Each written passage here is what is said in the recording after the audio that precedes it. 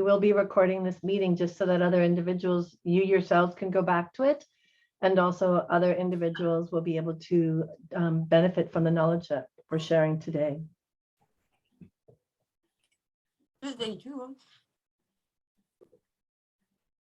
So we have a pretty packed agenda. So I'm going to get started. Thank you so much for coming again. I'm really excited that you're here. If you'd like to, just go ahead and introduce yourself in the chat. We'd love to welcome all of you. We're glad that you're all here. Just by a show of hands, or maybe just kind of like a little thumbs up there. How many, was everyone here at last week's training? This is day 2 of a 2-day training. So we hope that all of you were here from last time. If not, we did send out the recording of that so that individuals will be able to see where it's kind of like what we were building on. But in terms of what we're going to be talking about today, well, my presenters today, myself, Nancy Jeditis. I'm the Director of Higher Education at Immigrants Rising. I'm here with my colleague, Madeline Villanueva, who's also with Immigrants Rising. And I prepared this presentation today with Maria Gutierrez, who was here on our last training, but unfortunately she's sick today and will not be able to attend. But a lot of her thoughts and experience went into the presentation that you'll be seeing. So we're really glad that all of you are here. In terms of some of the outcomes, this is just for the 2 sessions that we had. We wanted to make sure that you got a clearer understanding of AB 540 and the SB 68 requirements, give you time to actually engage in resolving specific case scenarios, be exposed to promising practices from different colleges and universities, and develop an action plan to use specific resources and strategies that can improve the implementation of AB 540 and SB 68 on your campus. So day 1 was really around getting grounded into the law. We spent a lot of time last week really just looking in detail into the law. Today, we're going to be talking a little bit more about implementation and next steps. So I'm excited as we go. If you have any questions, if we have any questions, please feel free, raise your hand, throw it in the chat. Madeline will be helping monitor the chat today. And so we just want to make sure that everyone's in a good place and getting the information that they need. And just for agenda, we're going to start with a quick recap, just to kind of get everybody back into the space. And we're going to ask you guys to report back from the week, right? Because we asked you to do a couple of things this week to just kind of like scope out the scene on your campus and see what was what around AB 540 and SB 68, or introduce yourself to some new peeps. Madeline's going to talk about some of the resources to support the work. And then we will address some of the common challenges that individuals seen through case studies and scenarios. And then we'll transition to the implementation strategies, the evaluation, and part of our closing is really just going to ask you to share with us a commitment of how you plan to move forward this work on your campus. So I'm really excited for what we have in store today. In terms of the quick recap, I think that it's just, I wanted to go back over for anybody that's new today or for information that we had before, just in terms around the law itself around SB 68 and how it expanded access to in-state tuition, but still included all of the elements that were in AB 540 and AB 2000. Now, a lot of people just talk about AB 540, and it's actually the new law is AB 540. A lot of the affidavits call it that. I continue to talk about SB 68 as well, because some students that I know are like, well, I didn't meet eligibility for AB 540. So I talk about AB 540 and SB 68. And we got a request. And so what it did basically was it expanded it. Previously, it was only a high school diploma and high school classes. SB 68 added in adult schools and community colleges to the educational requirements or the attendance. And then associate's degrees or minimum transfer requirements from the CCC were added to the degree requirements. So we have this SB 68 quick guide, and it talks about, you have to have 3 full years at a California high school. And the red is what was the original AB 540. But then it's added to adult schools, California community colleges, both credit and non-credit classes. It maintained this part of AB 2000, which is 3 years of high school credits. So somebody that hurried up and graduated early, maybe because they took some dual enrollment classes, or they were they just kind of like hurried up and took classes over the summer, or they were able to take some honors classes, graduate in less than 3 years, but they had 3 years of high school credits. As long as they had, if they have 3 years of high school credits, even if they didn't have 3 years of high school, they could take some of their elementary and their middle school and add that with them. When we saw in the evaluation, someone was asking just for more clarity about AB 2000. So that's still incorporated in the law. And then they can graduate from a high school, get a GED, CHESB, associate's degree, or minimum transfer requirements. So that's just the basis of the old AB 540 expanded into SB 68. And then this is just really what is considered full-time. So just talking about high school credits in terms of, for 1 year's attendance or for 3 years of attendance, and you can actually grab this. This is taken directly from the law. So adult school and community college would be 420 hours for 1 year, 1,260 hours, 1,260 hours for 3 years. And then community colleges, it's counted at 24 semester units is considered 1 year full-time, or 36 quarter units is 1 year full-time. When we're talking about the 3 years of full-time attendance, it's important to remember this is not 3 times 24, but there's a maximum of 2 years. You can only use 2 years right now as the law stands of community college credits. But there is a bill in place right now, SB 1141, that's trying to reduce that 2-year limit and actually take all of the requirements from 3 years down to 2 years. So we have information further along about how you can support that bill. And then just remembering that even though there's the law and there's what's there are still some discrepancies at the community colleges, the CSUs and the UCs. We did a systemic level audit in August, and we actually realized that there were some key discrepancies in implementation. Important components that are in the bill are not listed. There's lack of information regarding some specific policies. And then there's uncertainty around the impact of possessing a high school diploma and the need to clarify status and types of an expired visa. So these are not the only discrepancies, but these are some of them. And we have tried, and Immigrants Rising has gone ahead and spearheaded an intersystemic work group where we have some of the members. You'll see Immigrants Rising, the chancellor's offices, the UC office of the presidents, as well as undocumented students and DREAM and resource center and admissions personnel that have come together over the past couple of months and will continue to meet to try to resolve some of these key discrepancies, develop a statewide FAQ so that somebody can go to any different school and get the exact same answer. So we're really excited for that as well. Those are important pieces to be thinking about. And we hope to, by the summer, have an announcement from each system, the announcement that they'll be doing co-facilitated trainings, that they'll update their websites, and that there'll be some policy directives to say, this is the law of the land, and this is how it should be implemented on a local level. And if you want more information about that, you can definitely contact Madeline or myself. And now I was hoping that we could just do a little bit of a report back from the week. We asked you at the end of last week to either choose one of these activities. Did you use the website checklist for your admissions webpage? Did you review your school's outreach materials? And so Madeline, if you could go ahead and launch the poll, it would be great to have you just kind of report back, which of these multiple things did you do? Did you have a chance to review the website checklist? Did you review your school's outreach materials and be like, hey, is that information updated? Did you chat up your outreach or ambassador program peeps? Did you be like, hey, who is the person or what is the department that's actually processing AB 540 at my school or at the school that I'm sending a lot of students to?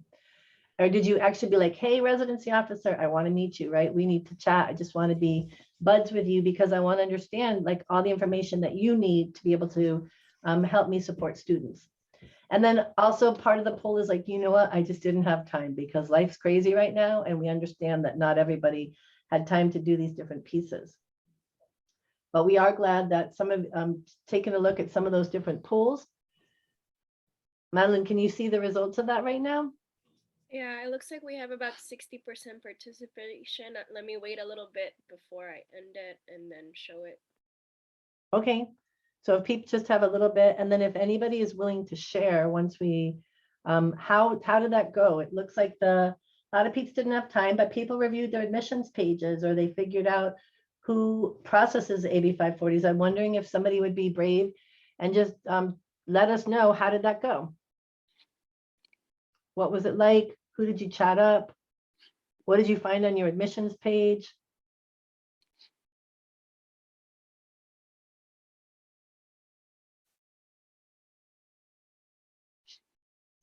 Tom, would you be willing to tell us how it went for you over there at Fullerton College?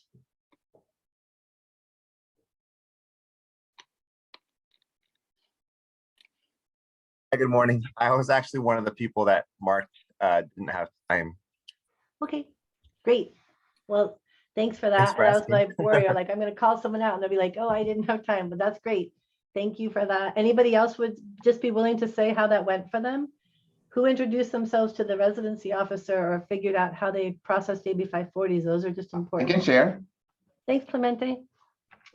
So about 3 years ago, when I first started at Mesa College, working with undocumented students, one of the very first things that I did was talk to admissions, right? Because I knew they are the ones that process the AB 540 affidavit. But not only that, I wanted to see who actually did it. And I found out the person, Drunk, he's amazing. I sat down with him. I talked to him. I told him who I was and the kind of population I was working with. He was really open to whatever we needed. So instead of sending students just to him, I would actually walk the students to Trunk. We would work together because we do have some special cases, with SB 68, AB 2000. So even though he sometimes didn't know all of it, he would talk to the supervisor, Yvonne, and then they will work things out together with the student, and we're always in the loop of what's going on. That way, if we encounter the same situation for another student, we already know what steps to take in, for that specific case. So our relationship with admissions, residency, the director, the supervisor is really strong because it's needed for to assist this population. It's key basically. Yeah, great. That's really exciting. Thank you so much. I just think, and I love what you said, that meeting them once wasn't enough. It's sort of like building that relationship so that you both have an understanding about what's going on and what's necessary. It's an ongoing collaboration every single day, every single week, every single year.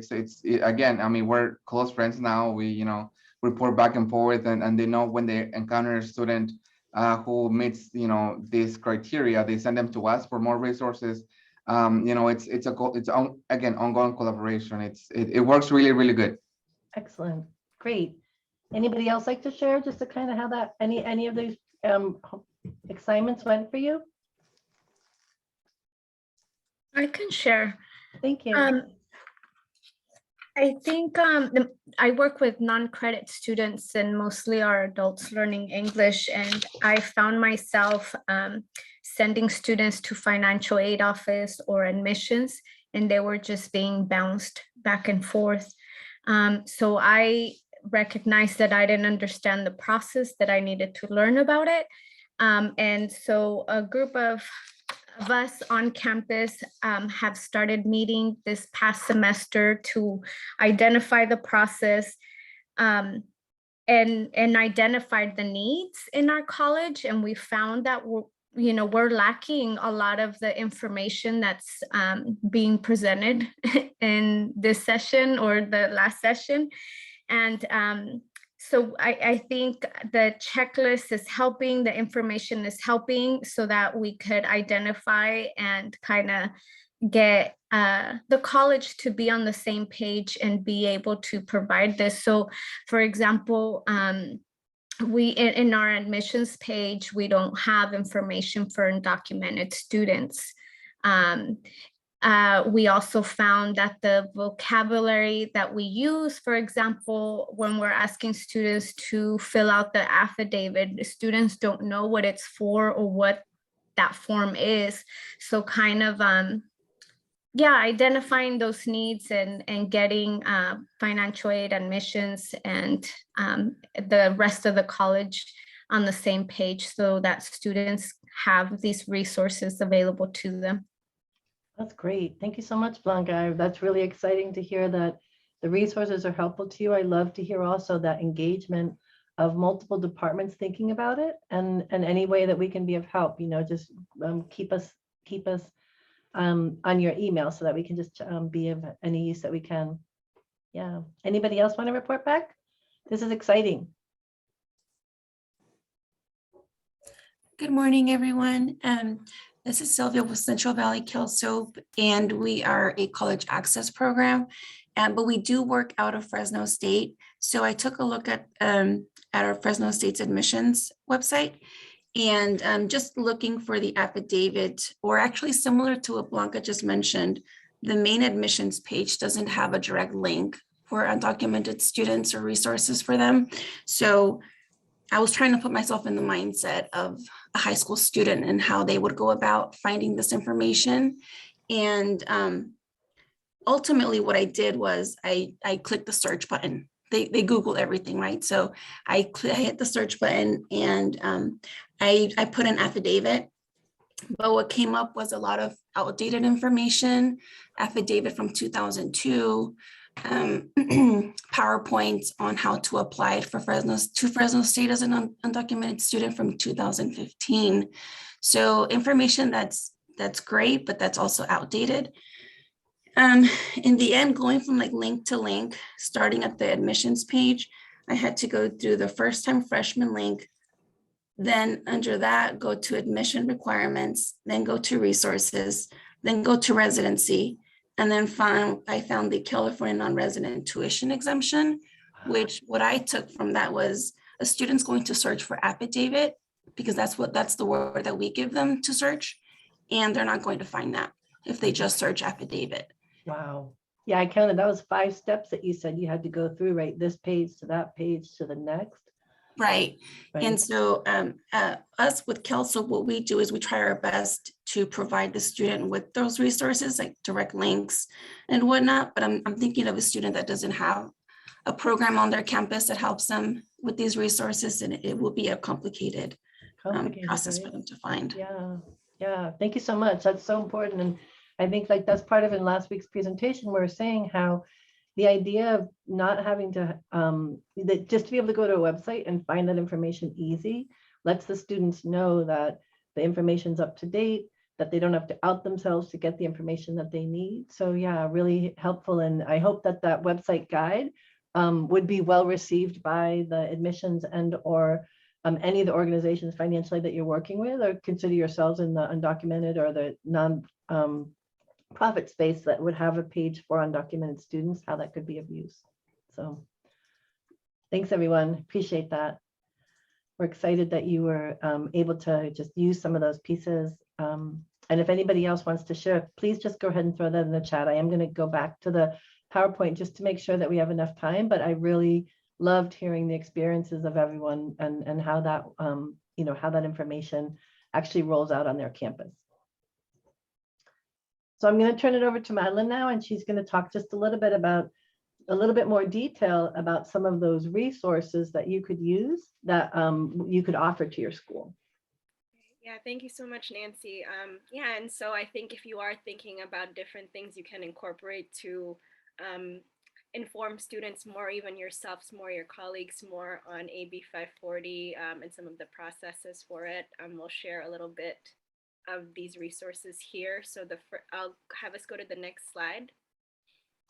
And the first resource that we always share and always talk about is the quick guide that Nancy mentioned when we were talking about the AB 540 SB 68 requirements. This does break down who is eligible, the requirements, and how to actually check your eligibility for students. And so if you need a way to kind of walk through your students or even your colleagues of the different eligibility requirements for AB 540 and SB 68, this is a great resource to do so, and it is available in both English and Spanish, especially. So if you're working with Spanish-speaking students, right, you can also share this resource with them, and I just threw the link to that in the chat. And then if we go to the next slide, we also do have a SB 68 AB 540 attendance worksheet. And this is an interactive, fillable, both online and paper a resource that can help students keep track of their progress towards in-state tuition. We click on the next thing. This resource actually has a couple of different sections that students can fill out to kind of see where they are in the process of getting AB 540. And so the first one kind of has them calculate their eligibility, has them thinking about the different schools that they've attended, what kinds of school that was, and like how many credits and hours that they've completed at those different institutions. We click on the next transition also. There's also a portion to kind of identify what degree or transfer requirements they've completed to see if they've met that requirement too. Again, there's a place to put school, what kind of degree the student was able to get. And then lastly, or in step 3, it does lay out the process of what is needed to actually qualify for AB 540 or SB 68 on your campus, including naming the affidavit and the different materials students have to submit in order to qualify. And then there should be a 4th step that might not be included in this slide, but is in the resource itself, that does remind students about financial aid and applying for the California Dream Act as another step or as another benefit of in-state tuition. And so this resource right here is a really great way for students to also think about, like, visually see, right, like what have they already completed and kind of what are they still missing, and open up conversations with them about what could you use to kind of fill in the gaps that students still have in eligibility. And we'll share all the links to these resources. They're all available on our website. After this presentation, it'll also be included in the PowerPoint slides when Nancy shares that follow-up email. And then I'll have us go to the next slide too. And so we do also have a California in-state tuition tool that's very similar to the attendance worksheet, in that it also kind of helps students calculate if they already have all the different eligibility requirements needed to meet AB 540 or SB 68. Again, this is a free online and confidential tool that is another questionnaire that has students put in the different units, credits, and semesters that they've completed at the different institutions, and any degrees or transfer requirements that they've also completed. And in the end, we'll give students information on whether or not it looks like they qualify or don't qualify right now for in-state tuition. And it gives students a little bit of a summary and some next steps, right? Because I think it could be kind of discouraging to see, like, oh, it doesn't look like you qualify, and not give any information after that. But the tool actually gives students kind of like some next steps, and always encourages them to talk to counselors on what to do in order to build up their eligibility for it. And this is available on our website already. We actually launched this fully, I think last month at this point. If you click on the next slide, you'll find it directly on our our homepage under services. There's a California in-state tuition tool there. And even on the homepage, if you scroll down a little bit, there's also like a little section on California in-state tuition tool to check out. And then we call it the ISTT for short. And in order to help students kind of learn how to complete the tool, there is a couple of different materials on there, including how to calculate, including calculating your eligibility for AB 540 and SB 68, that tells students what are the different things they should have in hand in order to successfully complete the tool, and kind of talks about where to find some of these, where to find some of the records of their hours and credits, for example. I have talked to a couple educators who found best that if when they're working with their like adult school or non-credit students, that they actually sit down and take the tool with them so that they could help them fill out some of the numbers and even walk them through some of the questions. And it has helped open up conversations with students on the different pathways that they can actually pursue or could be available to them on their campus to be eligible for in-state tuition. And so I highly encourage folks to also kind of check out this tool, see how it works with a couple of the students that you're working with, and always welcome for feedback on how this tool is also working for you on your campus. And we can go to the next slide. Nancy and one of our colleagues at Immigrants Rising, who's also responsible for the InState tuition tool, Maritza Quiroz, also built this non-credit to credit pathways template.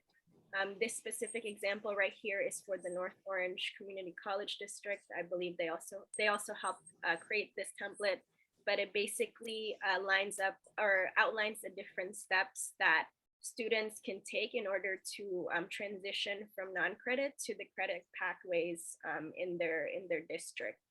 And so it does, you can see on this slide here that it does line up the different steps, and it does give different information on who students can reach out on their campus in order to complete this step, in order to get support for their transition from non-credit to credit. And I know Nancy's also working on building this to become a statewide template.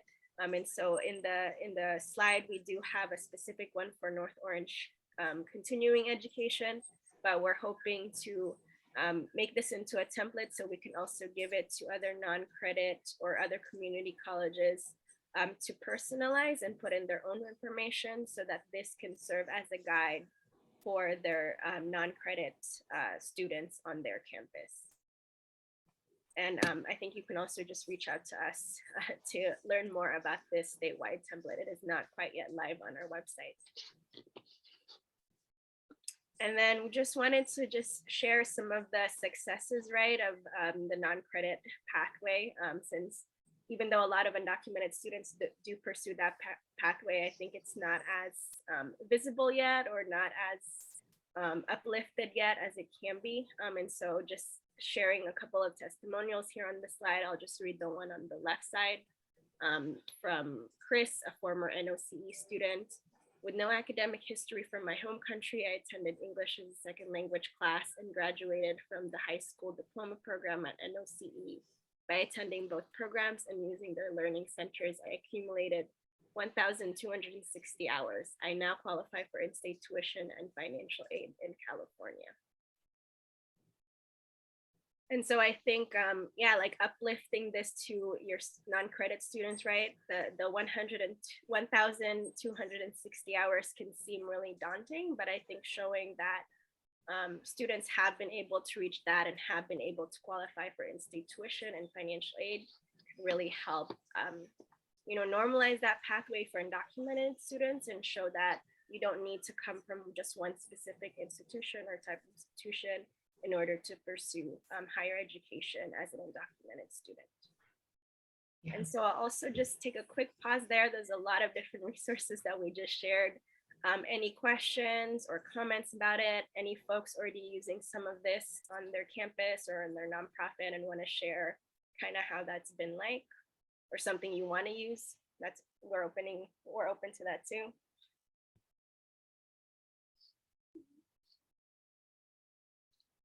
Feel free to throw that in the chat as well. Yeah, we hope these resources are useful to you. I really love, Madeline, thank you for sharing these examples of success. I think oftentimes it's just, you know, we hear a lot about the challenges and we're working to help people navigate. It's really exciting to kind of see some of that on the other side, and for students to be able to actually see this other student has actually done that path that I took, you know, and they're moving forward to be able to continue their educational goals. So I wanted to just talk a little bit also about some of the other pathways to AB 540 and SB 68. One of those pathways is the non-credit to the credit pathway, adult school, you know, straight into the community college credit. But we also have a couple of educational codes on the books, as well as a new law that passed last year. And we talked about this a little bit last year, but I just wanted to put some of the language in the presentation today. We talked about Ed Code 76140, which actually allows a community college district approved by the board to be able to say that students who are taking 6 units or under, with the exclusion of international students, would actually be able to pay resident fees. So this is a great way, like resident fees are still expensive, but they're so much less than the non-resident fees. And so it's a way for individuals to amass some of those credits that they need. And I do know 6 units semester is a 6 units a semester can take a while to amass, but it is a pathway towards AB 540 and SB 68. So definitely, if you're interested in learning more about this, there's a couple of colleges that have recently passed this. We'd love to connect you with them. Shout out to Maricosta, who recently passed this. Hartnell has passed this, and a couple of other schools that we're working with are trying to get that implemented as we go. And then another pathway to AB 540 or SB 68, which was mentioned last week also, was SB 554. And SB 554 just actually allows somebody who's in a high school diploma or high school equivalently certificate program to enroll as a special part-time student at a community college. So if they're an adult schooler or they're a non-credit high school diploma or high school equivalency certificate, they actually can enroll up to 11 units at resident fees. So this is a special part-time admit program that was expanded to adults in adult and secondary education programs. And this is really exciting. This is kind of similar to the program that students could use for concurrent enrollment if they were actually in high school, but they would just be doing it from their adult school or from their non-credit high school equivalency or high school diploma program. So definitely things to be considered. You do have to get these passed through your board. I mean, they're laws, but then it gives it to the district as to whether they're going to do that or not, the community colleges. But hit us up if you'd like more information about how that all will go. Nancy, I think there's a request to go back to the slide around 76-140, and then there's a question. I think it's saying so they could enroll in this for their third year. I'm not sure if that's clear enough. Sure. Could you say that question again? I'm not sure clear about what you mean. Like, could somebody, do you mean like, could somebody use the 76-140? Like they could just get their 6 units and their 6 units kind of like go for 4 semesters and get that for their third year? Is that what you mean? Yes, like to hit the third year for the AB 540, let's say that they only went to a high school or California high school for junior, senior year. And so they're trying to hit that third year. Yep.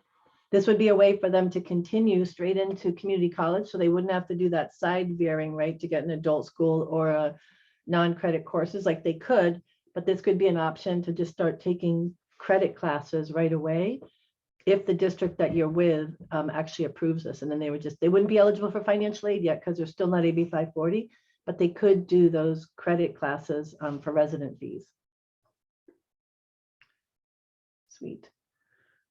So, okay. And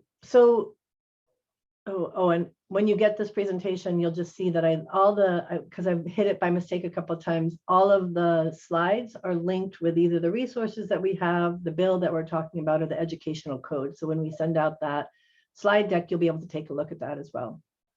So there was a request in the last week's evaluation just be like, how can I connect with other people who are doing this across the state? So I definitely encourage you to check out the California Undocumented Higher Education Coalition map. If you haven't seen it already, it's a great interactive map. All of the CCCs, UCs, and CSUs are on there, some privates. They'll give a point of contact. They'll tell you, here's a website for undocumented students if it's available. The ones that have stars actually have resource centers, and if they have information about the club, they'll exist as well. This is not specifically a residency advisor, but this would be like, hey, how are you handling AB 540 at your school? How are you doing this work? Or if your student wants to go from one school to the next and you don't know, oh, they're transferring, this is a great way to hit them up. And you can just do that bit.ly/CAU, and then so capital CA undoc map, but it's really careful that you use those capitals like you're supposed to, because otherwise it won't come up. And Madeline will throw that in the, she already threw that in the chat. So you can definitely, and if you find that and you're like, hey, that person doesn't work here anymore, there's contact information there, please help them keep that as up to date as possible. And see, there's a question in the chat. You might come to this later, but there's a mention that a bill is possibly going through to change the 3-year requirement to 2 years. Do you want to say anything about that? Yeah, I mentioned that a little bit earlier, but it's totally true. There's a bill which is called SB 1141. It's sponsored by the California Community College Chancellor's Office.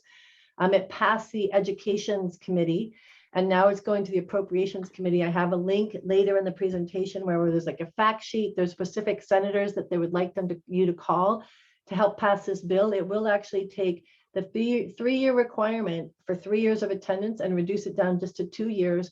And it'll also get rid of that 2-year ban or a 2-year maximum. It's not a ban, excuse me, the 2-year maximum of community colleges. So students who took, basically just be 2 years all around. So that's exciting. And we will share that information a little bit later in the presentation. Yeah, thanks, Madeline. Appreciate your help in that. Yeah, that is amazing news, and we're super hopeful that it'll pass, but I think it's really upon all of us to make sure that we help get out the word, send letters of support, get our presidents to send letters of support, or get our task force to send letters of support, or get our neighbors, like whoever we can, just bring them all to the ground and make sure that the senators are aware that we think this is a really important idea. Okay, so we're going to actually break up now, and we're going to actually give you guys some opportunities to sort of just like take a look at some of this stuff. This is some amazing artwork by Maritza Quiroz talking about like, hey, I'm at the 2-year, I want to get to the 4-year, or I'm like over here in the ESL, I want to get to the 2-year program, or I'm actually just taking credit courses. Like, how does that all work? So what we're going to do is we're going to put you into breakout groups. The number of your breakout group is actually the number of the case scenario that you have. We're going to, in a minute, Madeline's going to share the scenarios with you in the chat. Not yet, but we'll give you probably about like 8 to 10 minutes to get together. There's we have 4 or 5 of you in each group, share ideas and resources. And then basically the questions we'd like you to answer and report back on is, would you approve or deny it? Like based on the information, is the student eligible for AB 540 according to what you understand? What would your campus do, right? Like you might understand something, but then like, does your campus understand it the same way? And then what kind of information or resources would you share? So Madeline just put the scenarios in the chat. She's going to throw everybody into breakout groups now. We hope that all of you will be able to participate. In the upper corner of your screen, you should be able to see what breakout group you're in. It'll also tell you right when you go, it'll be like inviting you to breakout group 2. So then you'll just look on the scenarios for number 2 and do that. So it's 10:40. So we'll be coming back at about a little bit before 10:50. We'll give you about a 2-minute warning. And we just ask you to go ahead and answer these questions. So does that make sense? Does anybody have any specifics? Just kind of like transactional questions right now? Because we're really excited to hear sort of like, how is this landing? What's going on at your school? And so we'll send you to the breakout groups now. Thanks so much, Madeline, for making that happen. Great. Is everybody back? Madeline, looks like some people are still in their rooms, right? I think this is everybody. We might Okay, have great. lost somebody on the way, but yeah. Okay, perfect. So I thought that what we could do is just kind of go over some of those different pieces and people could just kind of chime in. I'm wondering let's see how that goes, okay? The first scenario was actually in for Tina, and I think this was breakout room number 1 and number 9. Tina, she obtained a GED. She had 1,050 California adult school hours, took classes on a part-time basis, and on this 27.5 high school credits. So how was that for you guys? What did you come up with in terms of the questions again that we are asking you is, would they be eligible? And also, would they be eligible? What kinds of resources might you share? And what would your campus do? Someone willing to, from group 1 to report back, or group 9? So group 9, we decided, we did the calculation, and Tina does qualify as AB 540. And so we had to do the math. The 1,050 hours of adult school give her 2.5 years. And the 27.5 high school credits is half a year at the high school. So we were looking at the 420 hours that equal to 1 year, and then the 55 credits of high school that equal to 1 year. So we just had to do a little bit of math. But it added so nicely. And we would recommend the student then to, once she has identified the college or university that she wishes to attend, or that she do the affidavit so that she could apply for financial aid. Excellent. That's great. Yeah, thank you so much. Anybody else want to chime in on that? That sounds really like an excellent answer. And I love that that math actually added up, right? Because sometimes this is real, like I got 3 over here and 17 hours over there. And like, that's when the InState tuition tool comes in really helpful, right? Because it'll do some of that math for you behind the scenes, but go team. That captured everything. Okay, cool. So some of the things that we've seen is that there's actually a common challenge. Some schools are denying part-time hours. They're like, oh, you didn't go to 3 hours full time. But I think I am in complete agreement with you that the student does meet eligibility. And the law actually says a total attendance of or attainments of credits earned, right? So it doesn't have to be that it's full-time attendance. It's just those are the limits of the full-time attendance. And you can either do them all at once, or you could spread them out over a longer bit of time. So good job. Go Breakout Group. That was exciting. So let's see in terms of for the next one that we had, this was a scenario with a Kiko who went straight to community colleges, got 3 years of community college and then got their associate's degree. And then they completed, so they could only use 2 years of the community college credits. So then they went sideways and did the 420 hours of adult school and non-credit. So who from Breakout Group 2 or 10 would be willing to report back and just let us know sort of what you guys decided on this situation?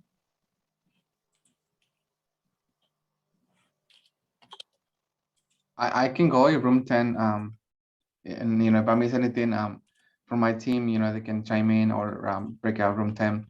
So we decided that yes, Akiko does qualify for AB 540 SB 68 status, using 2 years of college, and then also the 420 hours of adult school and non-credit. And just like Blanca, I think I mentioned, it added up perfectly because it's for 420, it's 1 year equivalent. So she has the 3 years now. A couple of questions that I had was, did Akiko was paying out of state all this time when she was doing her AA? Is she going to transfer to university now, or she's going to continue taking classes at the community college level? So whatever the decision is, she can definitely now apply for the AB 540 status, so she can pay in-state tuition and not pay out of pocket. And after that, we would just definitely present to her with the California Dream Act application, of course, so she can get the waiver and get the Cal Grant and any other resources available through that application, and get her in with if there's a program at the school that she chooses or she's staying that helps undocumented students, get her in contact with that program or that department, or universities, same thing, get her in contact with that center over there, or liaison, wherever that is. So yeah, that was our group intake. That's great. Excellent, excellent, excellent. I'm wondering, does anybody else have anything they'd like to add? Clemente did a great job of signing, like rounding that up, and then also talking not just about the immediate, but about Dream Act, about hooking them up through the map with somebody at the school that they actually want to attend to. So super exciting to hear that. If nobody else has anything to add, I would say that we have seen some common challenges that some schools are actually interpreting, that if you didn't come straight from high school and go straight into the community college, then they're saying, well, the order of the classes wasn't traditional, right? So you shouldn't be going back to taking adult school after you've already taken community college or getting your transcripts. But basically the law says the total attendance equivalent to 3 or more of these years. And so it's a combination, and the last one is a combination of those schools set forth inclusive. So it means there's nothing in there that says it's a specific order. But I think that so it should be approved. I think though that the situation is that there's not a lot of clarity about that, and students can't repeat classes. Like if you've already taken college level English and then you want to take adult school ESL classes, you can't go back and take an ESL because you've already reached that level. But there are other non-credit classes, adult school classes that a student could take that would allow them to complete those hours. Nancy, on that note as well, I forgot to mention this, but high school diploma or GED equivalent also, it's I think it's on the AB 540 affidavit. So it's a little bit also, sometimes when a student comes from continuing ed, campus to community college, it requires the GED or high school diploma or equivalency. That's also one of the challenges that students have, from continuing ed campuses have been facing. Yeah, that makes sense. That's totally true. So, okay, let's hear if we can move on with breakout room 3 or 11. This was a case scenario for Jessica. 2 years of high school units, California high school diploma, and enrolled and took 420 hours of non-credit classes to get that 3rd year, but the instructor did not track the full hours of attendance. What did you guys say in room 3 or 1? Would they be eligible? What are some solutions? What are some resources you would all use? So we said that we thought that they were eligible, but the fact that the instructor didn't track the hours, we were confused. So then we started looking through documents to see if that is a requirement or who is the one that would ask for that proof. So we thought yes, but we weren't sure about that last bullet point. Right. Yeah. So Yeah. in group 11, we did also say that it was approved. We said that the student could actually pick a calendar and collect all the days that they attended, and then try to make that a statement to the school and have the instructor sign off on those hours. Excellent, right? Yeah, I mean, that's a great suggestion, because depending on the school that they go to, they would be required that they actually get the instructor to say, yes, these were the hours that they were there. And because we see it is a common challenge, lots of different places, non-credit hours are not being tracked correctly or accurately, I guess would be the better word to say that. And oftentimes the students can be denied if the records were incomplete. The law actually doesn't say anything specifically about how attendance records for non-credit courses need to be completed or adult school classes. At least now with the SB 68 law, I'm not completely, and different schools seem to have their own ways. So it feels like there needs to be a legislative solution. But I was also thinking similar to what you're saying, contact the instructor to see if they can reconstruct attendance, right? Just like Victor was saying, how can you show that these were the hours that you were there, and get the registrar to sign off on them? So good work, you guys. That's really important. Question, Let's see Nancy? this next one. Oh, Tom, did you want to jump in?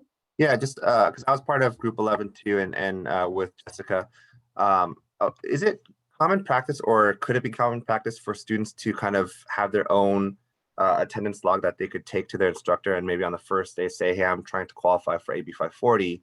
I have this attendance log that I created, or maybe I got one from Immigrants Rising. Could you sign off on it after every class period, just so I can help track my hours? That's an excellent idea. If you're not going to track the hours yourself and with Right. attendance.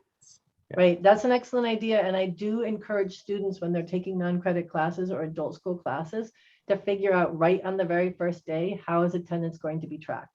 Because you don't want to get to the end of the semester and they're like, oh, I didn't need to keep that, right? Because oftentimes they're just trying to hurry up and get them their GED or get them the skills they need. It's not so much about the hours that they've been in class. And then the thing that we've also seen, which is a little bit complicated, is that some non-credit classes are offered in units. They're not offered in hours. And what do you do then?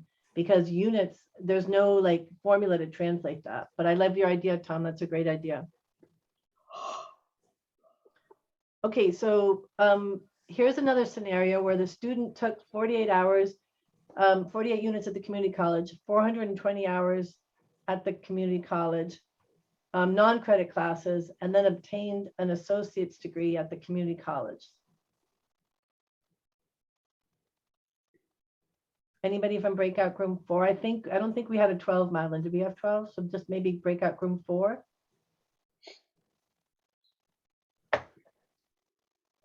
Or I can name had Kimberly, Seema, Dulce, and Elizabeth Flores in it. Anything you all want to add? Dulce, you want to go? I think your mic is off. There we go. Oh, sorry. It was only me and I forgot her name. But trying to have a discussion. One of the questions that arrived for us was, does this student have a high school diploma? But assuming that they did, then they fulfill all the rest of the criteria. There were different ways that we could see, fulfilling what that student had already done. So we came up with a conclusion that it was going to be eligible for AB 540 eligibility. Yeah. So, Great.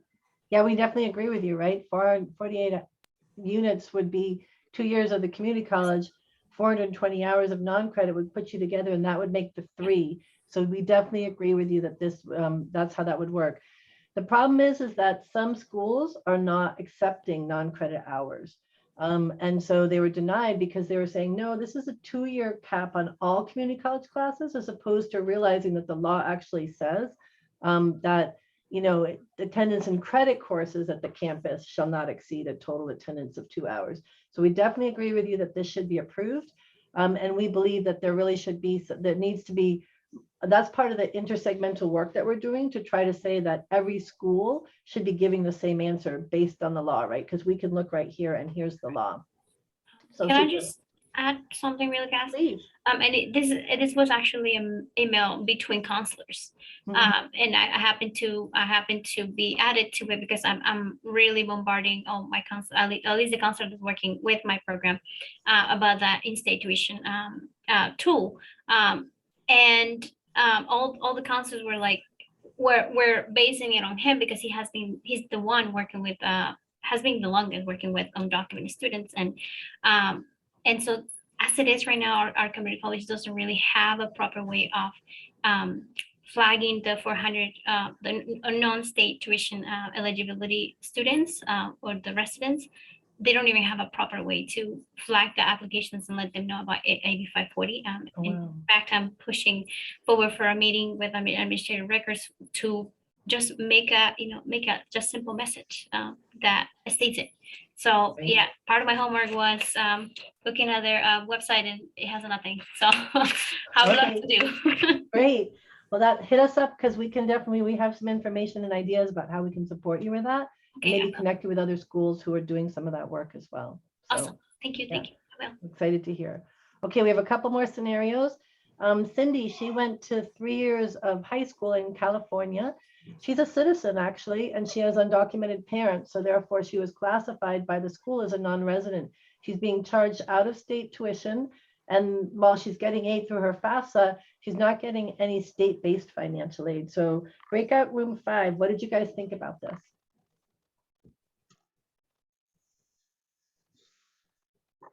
Hello.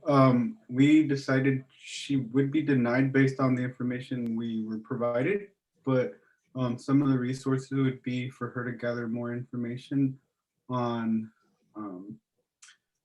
her college attendance, if she attended non-credit, her overall attendance in that regards, but we weren't exactly sure on the SB 68, so we needed more information and for us to review the additional SB 68 qualifications. We weren't that well informed.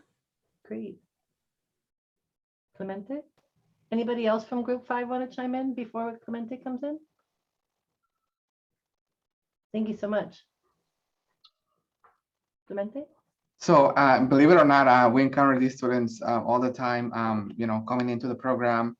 And I'm surprised, and when I assess the situation, right? Because this student, first of all, Cindy, she's a U.S. citizen, so residency here in San Diego at Mesa, it can be within a year that you can clear residency to pay in-state tuition. So the AB 540, she would qualify for AB 540 because she went to 3 years of high school. Now the question here is, did she get a high school diploma? That would be my question, right? She graduated, yes or no? That would, it would bring up other, things she would need to clarify with residency. So she was classified as a non-resident. I again talked to admissions residency person, see what's going on in there. And so again, with the citizenship, that's one thing. AB 540 is a different thing. So she does qualify for AB 540, or she can qualify through not AB 540, but just using her residency as a U.S. citizen, basically. And as long as she has been here for a year or so, or depending on how old she is, she can use the parents' residency, meaning like a parent's income tax, have they been here for a year or so. So a student is under a certain age, I believe it's 19. And before, after 19, they can use the student's information. But again, it's a little easier when the student is a U.S. citizen than when the student is not, U.S. citizen. Yeah, thank you for that. That's good information. We also, residency is a little bit complicated, right? But what I've seen is that there's a lot of confusion because in some way, for many people, like AB 540 has become a code word for undocumented. And so people forget that actually AB 540 is for anybody who, except for a non-immigrant visa. So, sort of like that lack of awareness of them. And for me, the lack of awareness is actually that there's a law that says, like educational code for the CSUs and lawsuit for the CSU and a code for the UC that says if the student is undocumented, if the student is a citizen, but their parents are undocumented and they meet every other residency requirement except the legal presence, then they should be able to be considered a resident for tuition purposes. So we have a document which is about California residents for tuition purposes. This is a little bit complicated, but I did just want to throw in this part about students who are citizens can be AB 540 eligible. I was a financial aid counselor, and students were there FAFSA, they'd come in and they'd be like, I'm being charged out of state. And I'd see like, hey, do this AB 540 affidavit, and they get mad. They'd be like, I'm not undocumented. And so how can we just kind of help share that information more so people are up to date? So we're taking a little bit more time with this. This is basically the law, right? To exempt a student other than a non-immigrant alien, that's their language, not mine, about how that would work. And there's, so that's something to consider. Thank you. Thanks, Breakout Room 5 for working hard on that. Okay, we have Breakout Room 6. This is a student, Jamal. He attended a California high school charter school many years ago, but after 2001, right? Because the cutout is still 2001 when AB 540 came in. They can't get a hold of anyone. They can't get documentation of their attendance. This is a little bit like we talked about the other case, but I'm wondering, Group 6, what would you say?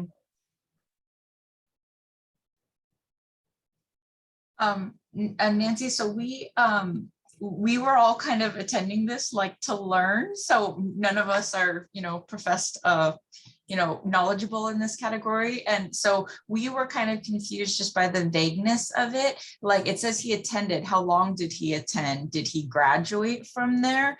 So we kind of had those questions. And then as not get a hold of anyone or no documentation, was he able to contact either the local district or county office of education or CDE for a record, from that school, since they do keep those records? So that was kind of where we left off. Excellent report back. Yeah. And apologies, it should have said graduated from a California high school, attended the 3 years. But you were right. I think that it's a common challenge for students to obtain transcripts, especially when the school is closed or they've merged schools, and unfortunately, the school, most likely the student would be denied if didn't have any attendance records or transcript. The law says it must be a California high school or high school established by the State Board of Education. So we were thinking, similar to you, that the possibility would be to contact the Board of Education to see if they still have that student's high school transcripts and their graduation records, and then also attend a school. There are some schools, community colleges, that don't require transcripts. They have students self-certify. That affidavit is enough. So that could be another option too. I don't think there's a list of who self-certifies, but you could kind of work your information there. So I see a question. We'll get to that in one sec. And then Breakout Room 7. Did you guys have a chance to look at these pieces? They got a high school diploma from another country. They completed the minimum transfer requirements from the CCC. They got 2 years of attendance at a community college, 1 year at the Noncredit. And so Group 7, what did you come up with? And also, Cherry, thank you so much just for acknowledging. This is not that we expect people to know this. We actually just wanted you to grapple with this and kind of come up with some answers and have a common conversation. So thank you for just naming that so clearly.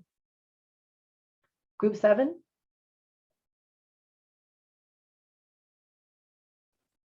I can go. Thank you. My partner, I don't know if they're still here, but so even though they got a high school diploma from another country, that's fine. But what we're looking at is like the 2 years completed attendance at a California community college, the 1 year completed at the community or CCC non-credit, and then completes the minimum transfer requirement. So that kind of, we're like, oh, kind of adds up to 3 years, since we are assuming that they are going to transfer to a 4-year like of another university. So then we said yes to that answer. Excellent. I completely agree. The law seems, like there is a common challenge that sometimes if a student has a diploma from another country, they're denied because they already have a high school diploma. But there's nothing in the law that says that you can't have school from elsewhere. It only includes information about California schools. So this is one of the areas that we're trying to address in the intersystemic work group, to say that, because the high school diploma would not, the high school from another school wouldn't automatically equal a California high school diploma, that they should be able to, that should not preclude them from being in there. Blanca? So just to clarify, so the student does qualify even if their high school diploma is from a different country? Because they were, they'd be using the three years that they got at the community college, 2 years of the community college credit, 1 year of the CCC non-credit, and then they'd be using their minimum transfer requirements for the degree. So they wouldn't be repeating high school, but they would, but the fact that they had a high school diploma wouldn't prevent them from coming in. Because some students, if they say, yes, I had a high school diploma from another, before when they apply to the school and they come in, some are just being denied based on that. So that's the incorrect part. They should not be denied because they have a high school diploma. So this student qualifies because they meet the 3 years, the time, and then they have a high school diploma, but it's just not here, and that's okay. Yeah, it's kind of like irrelevant. It's like it's not being counted. Their high school diploma from their country is not being counted as part of their AB 540 eligibility, but it's not preventing them either. I just also want to clarify that they're using the minimum transfer requirements to meet the degree requirements. They're not using that high school diploma from outside the country, right? I feel like that's maybe some of where the confusion is from. Does that clear it up a little bit? Yeah, I need to think about it. Okay, we'll be here. Yeah, because I feel, automatically for me, when a student has their high school diploma in a different country, I recommend the GED high set so that they meet the high school diploma requirement, because I thought that it specifically asked for a high school diploma in the state of California. Remember that, go ahead, Madeline. Yeah, remember that under SB 68, students can now use the associate's degree and the minimum transfer requirements to meet the degree requirements. They no longer just need the high school diploma or the high set or the GED. So that high set might help them right away if they're like, oh, I have a high school diploma, the equivalency, right? But that wouldn't necessarily help them towards their SB 68 eligibility or AB 540 eligibility. Angela, did you have a question? I'm just kind of, sorry, it's Marcella. Okay, yeah, so I work with a lot of adult students that they have a high school diploma from another country. And basically, so we don't count that because, they come, say if they're coming from Mexico, I wouldn't use that. We wouldn't use a high school diploma from Mexico because they're not meeting the requirements. So Julio mentioned really quick on the text that through the SB 68, the minimum transfer requirements fulfill the graduation requirements. So that's why. So they're meeting the requirements, so they're eligible. And maybe that's why it doesn't really make sense to, for some people, but for me, it does. It just, you can't use that diploma. They can't. So some students even want to use it, to meet the requirements. They want to put the whatever they did in their country so they can finish their high school diploma faster. That's what they want to do. But we tell them, you need to do these hours in order for you to meet those requirements and not put the high school diploma hour, you know, whatever they give them for the high school. I don't know if I'm making sense, but they can't use the high school diploma. Yeah. Yeah, that's good. Thank you. I think that there's definitely confusion about this. And so I'm glad that we're talking about it here. And like I said, we are trying to get some more clarity from all of the three systems so that students are not being erroneously denied or accepted in a way that doesn't make sense to everybody. So we have two more scenarios really quick. Actually, one more scenario. Yay. Okay, good. Daniela? Oh, I wanted to give some comments about the previous scenario about earning their high school diploma.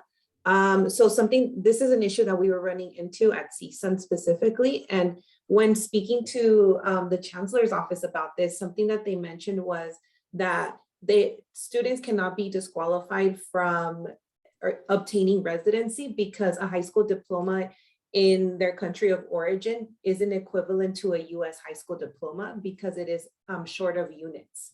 So they can't use it against them. They cannot, right? They cannot. Yeah, no, they cannot. According to what, again, things that I've heard in the CSU at least. Right. That's my understanding of it as well. It's not an equivalent. So therefore, it shouldn't preclude them from being able to then move forward with AB 540. But I have heard a number of cases within the CSU specifically and in other schools too, where they say on their application, I completed my high school diploma and then in my country, and then they're denied AB 540, even in this kinds of scenarios. So important for us to kind of distinguish those pieces. Yeah. Thank you.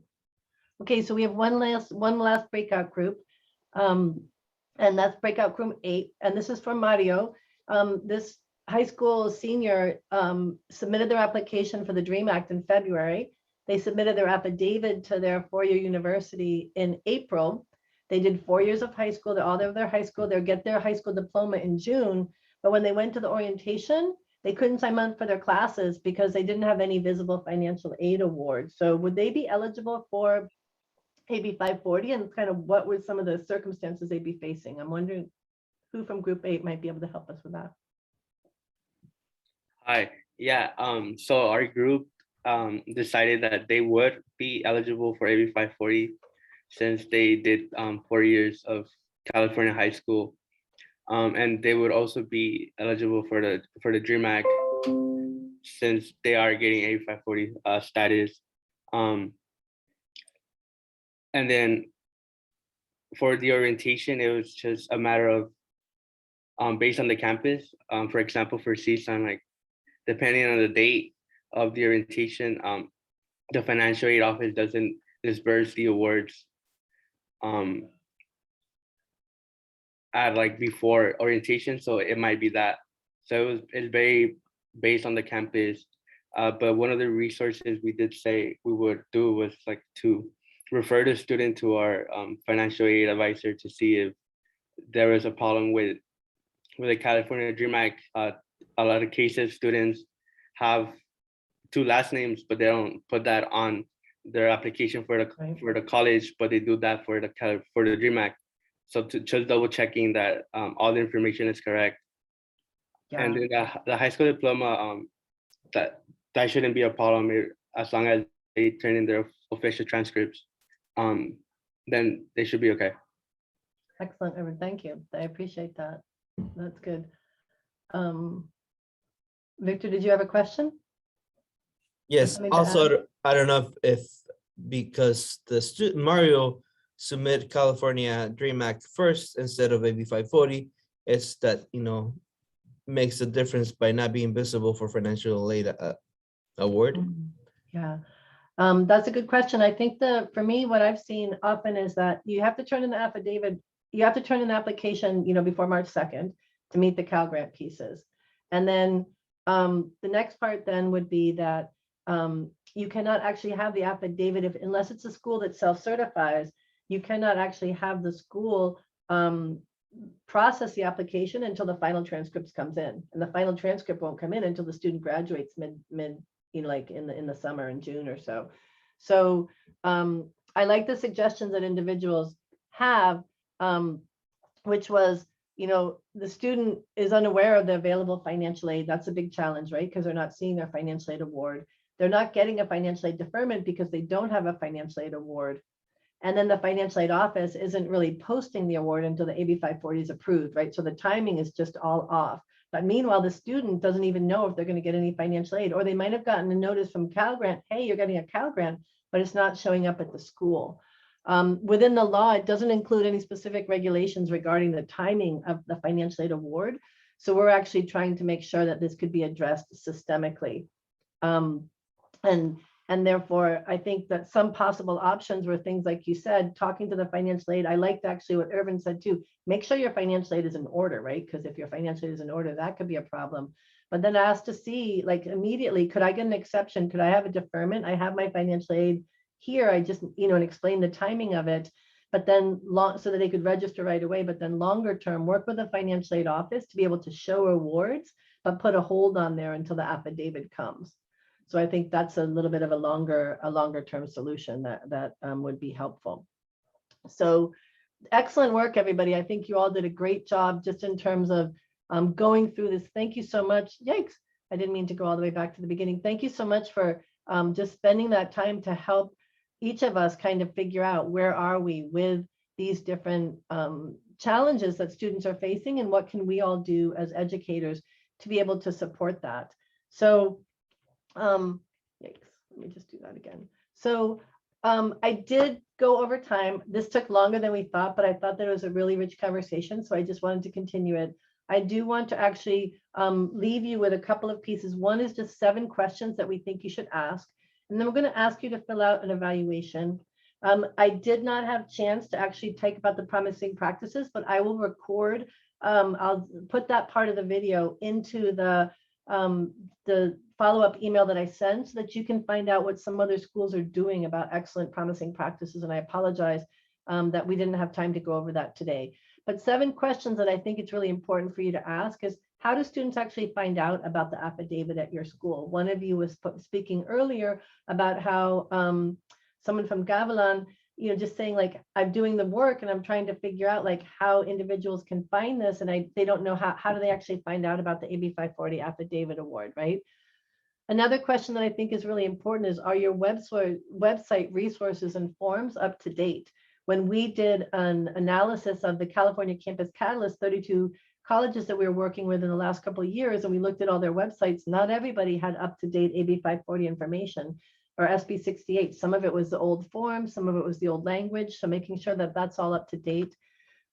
Do students self-certify, or do they required to provide proof of completion? Like, do they have to actually turn in the transcripts and all the attendance records? It can be great for students if they're self-certifying at the community college, but to be sure, the CSUs and the UCs are not self-certifying. They're requiring proof, and sometimes they get out a little magnifying glass. No shade, but that's just kind of how it's going. And I think it's important for students to know that they need to have all those pieces in order. Another one is, is it one person that processes the affidavits or many? I liked how Clemente was talking earlier. He's built that relationship with the person who's processing the affidavits, so that you can continue to kind of keep up to date with them and problem solve on specific pieces.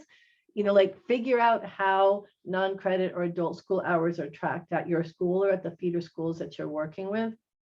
And then think about, are your feeder schools aware of the requirements? Like, it's really important that across your departments and between the admissions and financial aid and outreach and undocumented student services that they know.